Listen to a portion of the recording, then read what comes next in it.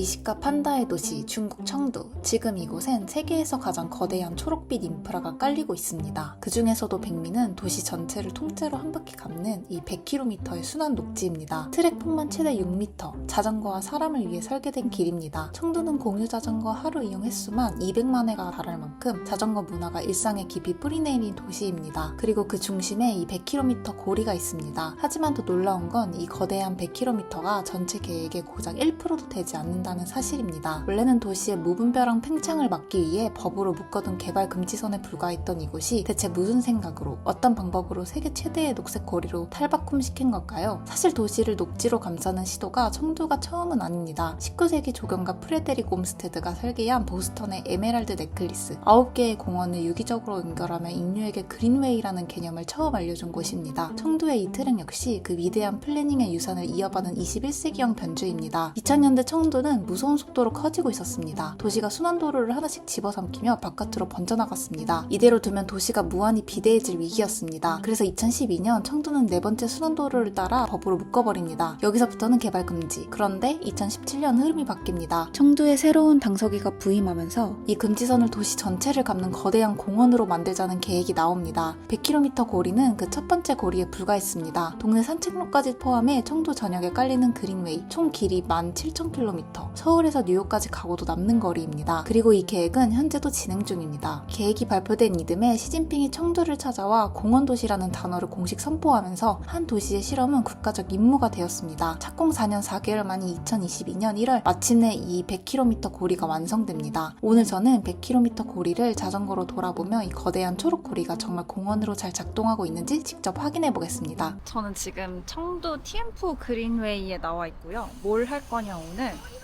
바로 짜잔, 자전거를 타고 이 TM4 그린웨이를 한 바퀴 돌아보겠습니다. 총 100km인데 한번 도전을 해보겠습니다. 무사히 돌아올 수 있도록 자전거를 빌렸고요.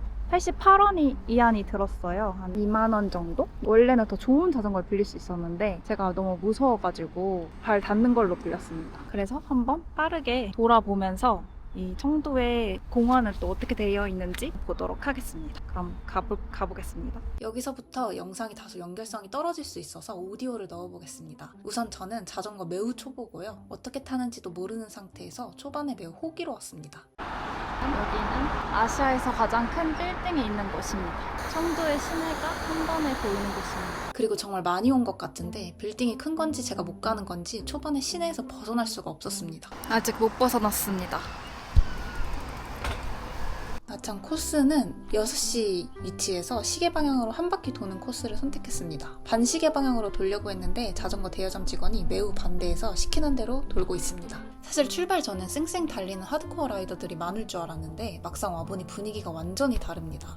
저처럼 슬렁슬렁 풍경 보며 타는 분들이 대부분이고 가볍게 러닝하는 동네 주민들도 많았습니다. 긴장했던 게 무색할 만큼 아주 평화로운 길들의 연속이었습니다. 이렇게 평화로운데 체인이 빠져버렸어요. 어떡해? 아직 5km도 못 온 것 같은데. 고쳤습니다. 만신창이. 다시 달려보도록 하겠습니다. 여기 진짜 풍경이 미쳤거든요. 근데 여기가 알고 보니까 무한 라이딩 코스였어요. 라이딩 무한으로 달릴 수 있게 원형으로 된 코스였습니다. 여기서 빠져나가야 되는데 길이 어딘지를 모르겠어요. 초반부터 쉽지 않은데요.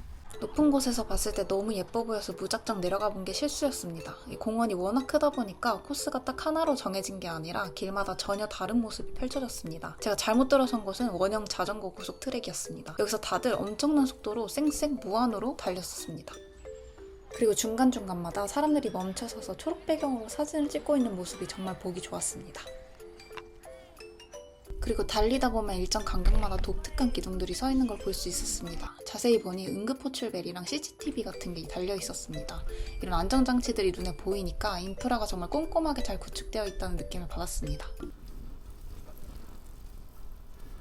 재밌는 건 요즘 청두 사람들 사이에서 유행하는 이야기가 있대요. 청두 사람은 딱 세 부류로 나뉜다는 건데요. 주말마다 공원에서 캠핑을 즐기는 사람, 밤새 산에 올라 일출을 보는 사람, 그리고 마지막은 지금 제가 달리고 있는 이 100km 그린웨이를 완주했거나 정복 중인 사람입니다. 그만큼 이 거대한 거리를 도는 일이 청두 시민들에게는 하나의 훈장이자 핫한 문화가 되었다는 뜻이겠죠? 전문 라이더들은 이 코스를 단 4시간 만에 주파한다고 하는데요. 과연 저 같은 평범한 산책자의 템포로는 몇 시간이나 걸리게 될지 페달을 밟는 저조차도 조금씩 궁금해지기 시작했습니다. 보이나? 1시간 탔는데 요만치 왔어요. 뻘짓을 많이 해가지고 열심히 달려보겠습니다. 이 길은 공식적으로 자전거와 보행자만을 위한 전용 도로입니다. 오토바이나 전동 자전거는 원래 들어오면 안 되는데 그래도 타다 보면 은근히 종종 보입니다. 그리고 지금 지나가는 저 작은 버스는 일부 구간에서만 다니는 공원 내부 차량인데요. 공식 셔틀버스인지 아니면 관리용차인지는 저도 정확히 확인하지는 못했습니다. 사실 제가 여기 오기 전부터 제일 궁금했던 게 하나 있었어요. 과연 이 100km는 단 한 번도 끊기지 않고 온전히 이어져 있는가? 아무리 거창한 녹지축이라 해도 일반 도로를 만나면 끊기고 신호등 기다려야 되고 우회해야 되는 경우가 대부분이잖아요. 근데 진짜 놀라운 건 100km를 다 달리는 동안 자전거를 세운 게 딱 한 번밖에 없었다는 사실입니다. 지금 보고 있는 차가 다니는 이 구간 빼고는 차 때문에 페달을 멈춘 적이 단 한 번도 없었습니다. 말 그대로 100km가 진짜 통째로 이어져 있었습니다. 이건 정말 대단하다는 말밖에 안 나오는 것 같습니다. 완성된 지 얼마 안 된 인프라의 특성상 세련된 공식 매점이나 슈퍼마켓을 찾기는 어려웠습니다. 그래도 자전거 타는 사람들을 위해서 중간중간 보급을 할 수 있는 작은 포장마차 같은 노점들이 서 있었습니다.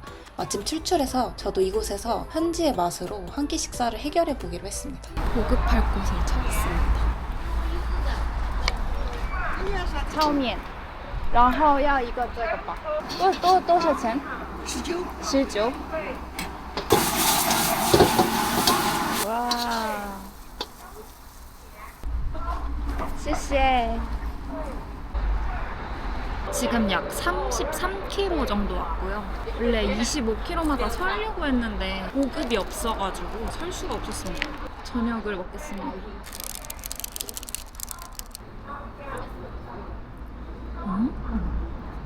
너무 배부르면 못 갈 것 같아서 남겼습니다. 근데 고글을 쓰라고 했거든요. 근데 시야가 조금이라도 가려지는 게 좀 무서워서 고글 안 써도 괜찮다고, 그 정도 속도 안 난다고 했는데 고글을 쓸 거 그랬어요. 진짜 벌레가 좀 아파요. 벌레 부딪히면 눈에 엄청 많이 들어갔고 입에도 종종 들어갔습니다. 그럼 남은 3분의 2 가량 열심히 가보겠습니다. 파이팅!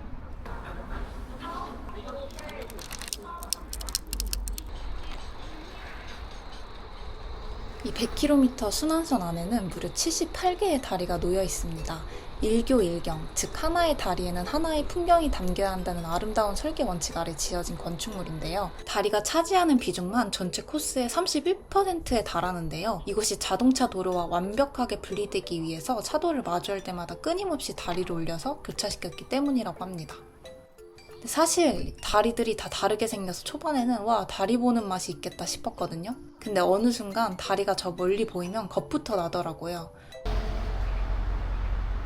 나는 저거 못 올라가요. 왜냐하면 다리가 나타났다 하면 예의 없이 전부 엄청난 오르막이었습니다. 지금 약 한 43km 지점인 것 같아요. 초췌합니다. 얼굴에 벌레가 너무 많이 붙어가지고 가보겠습니다. 파이팅!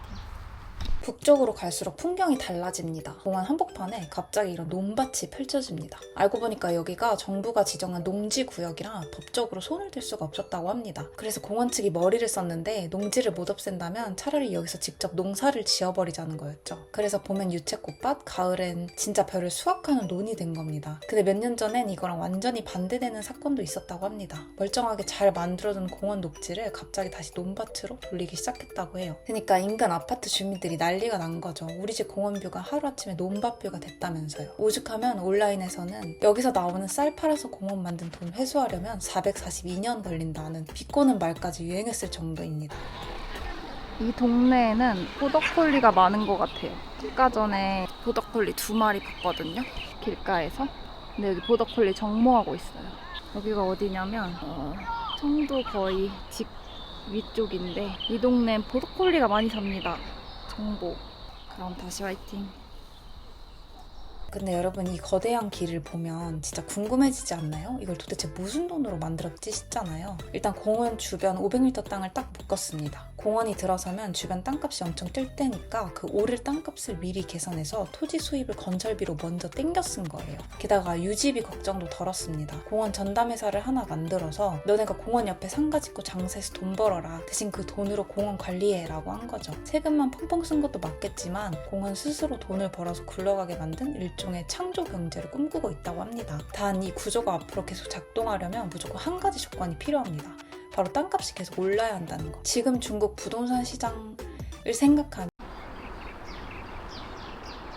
여기가 원래 판다 기지인데 판다를 못 보게 저 벽으로 엄청 높여서 막아놨어요. 판다한테 좋은 거겠죠? 판다 기지입니다. 지금 약 3분의 2 지점이고요. 66km 정도 왔습니다. 여기는 지금 한 1시 방향 정도에 있는 곳인데 엄청 어두워요. 가로등을 안 켜줘요. 그 자전거 빌려주는 데서 이거 조명을 제가 이렇게 늦을 줄 알았는지 조명을 주셔가지고 다행히도 안전하게 갈 수 있을 것 같습니다. 일단 조금만 쉬려고 해요, 여기서.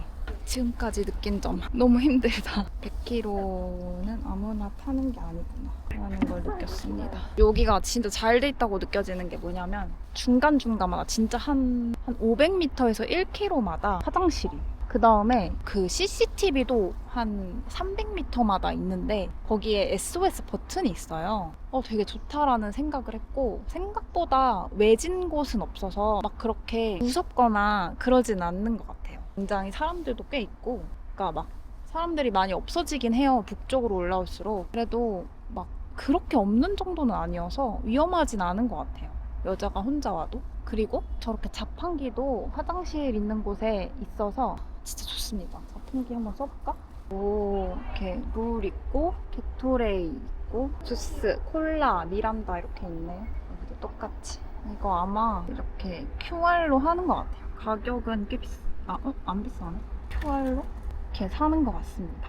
네, 전 아직 음료가 남아서 더 사지는 않겠습니다. 그리고 생각을 해보니까 이게 한강은 자전거 전용 도로가 있고 보행자 도로가 따로 있잖아요. 그래서 근데 보행자 도로가 너무 좁고 자전거 도로도 너무 좁아서 보행자 도로는 러닝크루 때문에 힘들고 자전거 도로는 또 위험해서 힘들고 자전거들도 힘들고 막 이렇잖아요. 근데 여기는 혼용도로예요. 그러니까 무조건 그냥 다 계속 혼용도로여가지고 그 빠르게 달리는 라이더도 거의 없고 사람 많은 곳에서는 사람들 다 속도를 줄이더라고요. 한강에서 따릉이 탈 때 솔직히 좀 무섭거든요. 근데 여기는 되게 무섭다는 생각이 안 들어요. 그리고 보행자도 그냥 진짜 자유롭게 다닐 수 있다 보니까 생각보다 불편하거나 그러진 않은 것 같아요. 이제 화장실 들렀다가 마지막 3분의 1 가보도록 하겠습니다. 파팅. 그리고 마지막 3분의 1 지점을 가면서 저는 이 말을 회수하기로 했습니다. 생각보다 외진 곳은 없어서 막 그렇게 무섭거나 그러진 않는 것 같아요. 도심 한복판에 공원이 있는 게 아니다 보니 외진 곳은 없지만 주변에 아무것도 없어서 너무 어둡고 무서웠습니다. 굉장히 사람들도 꽤 있고 밤이 될수록 사람들은 없었고 있어도 있는 게 더 무서웠습니다. 위험하진 않은 것 같아요. 여자가 혼자 와도. 진짜 매우 위험합니다. 저녁 라이딩은 절대 혼자 오지 마세요. 가로등도 없고 너무 어두워서 타는 내내 진짜 생명의 위협을 느꼈습니다. 마지막 3분의 1 구간은 풍경이고 뭐 보이지도 않아서 무서운 마음에 그냥 앞만 보고 죽어라 달렸습니다. 드디어 보여요, 저 지붕이. 아, 진짜 무서워 죽는 줄 알았어요. 3.8km 남았습니다. 빠르게 가보도록 하겠습니다.